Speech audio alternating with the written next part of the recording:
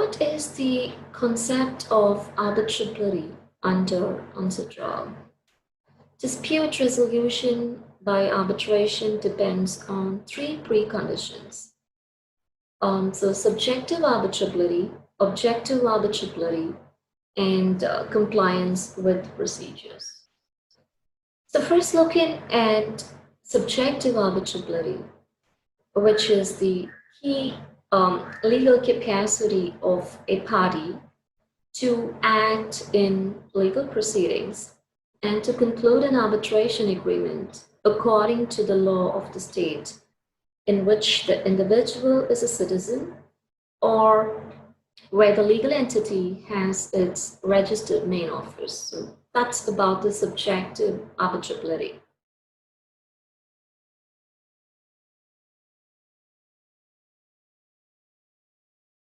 Concept was developed to plug a lacuna in time between the commencement of arbitration and the constitution of the tribunal.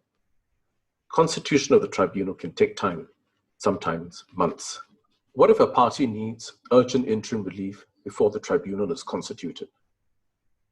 Who can he or she turn to? The traditional answer, and the answer provided by the UNCITRAL model law, is the courts. The model law recognizes the court's power to order interim relief in support of arbitration proceedings.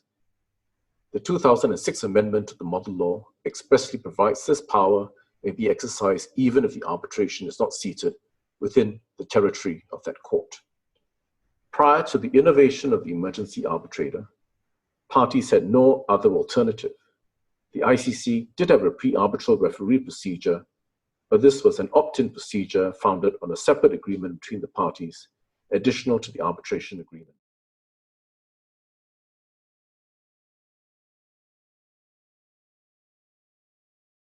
Since the onset of COVID-19, the world has become a different place.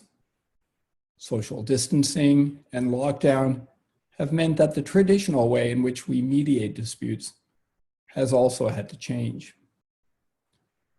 What this webinar will demonstrate is that with a few additional techniques, it is possible to have a virtual mediation and get to the same successful result that a face-to-face mediation can achieve. Mediation is the use of a neutral to assist parties in a facilitated negotiation to reach a settlement of part or all of the issues in dispute. Typically, it is conducted in a face-to-face meeting or meetings between the parties and their legal representatives together with the mediator.